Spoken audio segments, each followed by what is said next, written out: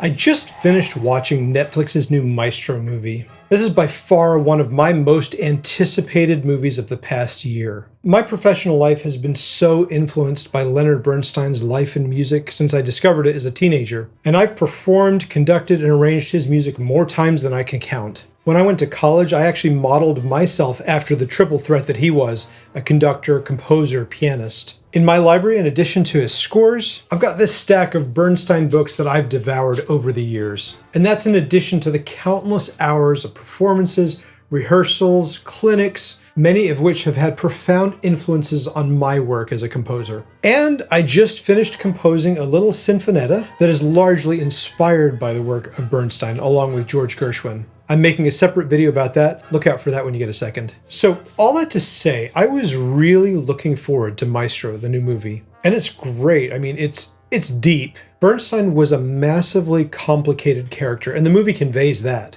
The multiple strands of his life, from his composing to his conducting to his teaching, to his marriage, to his sexuality, to his smoking, all of that intertwined in complicated and unpredictable ways. And all of that was exacerbated to an unfathomable degree by his out-of-this-world charisma and fame and energy. The movie gets the complexity of his life about right, I think, though it might get a little artsy at a few moments. The filmmakers did a pretty phenomenal job of recreating some seminal moments in his musical life, like the Mahler scene, or the Tanglewood scene at the end of the movie where he's teaching. Those moments feel very real to me, and I'm sure you can imagine I'd be the most critical of moments like that. A lot of these moments incorporate real monologues from the real Leonard Bernstein, word for word, and I think that's a beautiful touch. It reminds me of the end of Saving Mr. Banks, which is one of my favorite moments in Disney history. The locations, the cinematography, the lighting, the costumes, the coloring, these feel like perfect to me, and they put me back in the era where the real events of the movie occurred. So does the incessant smoking of most of the characters, and I'm sure that was very true to life for these people. Bradley Cooper does an exemplary job as Lenny, especially considering he's an actor without a conducting background. His absorption of the art of Lenny's very specific brand of hyper-expressive conducting and charisma is very well represented in what Bradley does.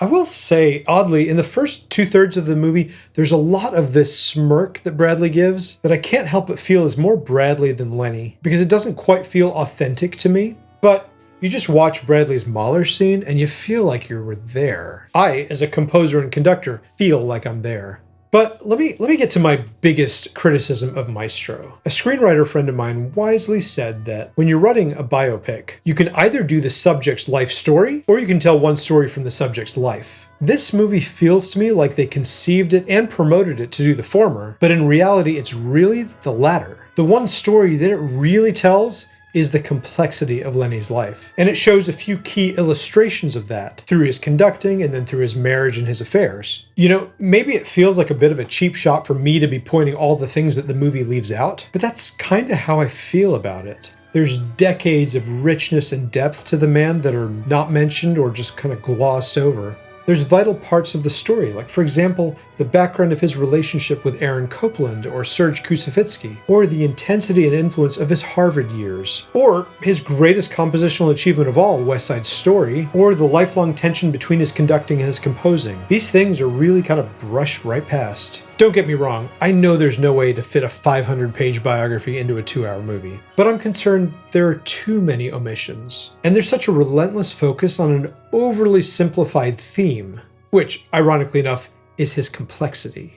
I think that there are better and admittedly less salacious looks at Bernstein's life. Like, for example, the 1998 documentary Reaching for the Note. I got a lot more out of that documentary than I did out of Maestro. And if you take the time to YouTube for actual footage of Leonard Bernstein, and you watch his conducting or his teaching or his clinics, or his unanswered question lectures, or his young people's concerts, I think that material speaks volumes more about Leonard Bernstein than Maestro does. In fact, I picked up the Humphrey Burton biography, and I felt like I experienced more of Bernstein through 5 pages of this than I did in 2 hours of Maestro.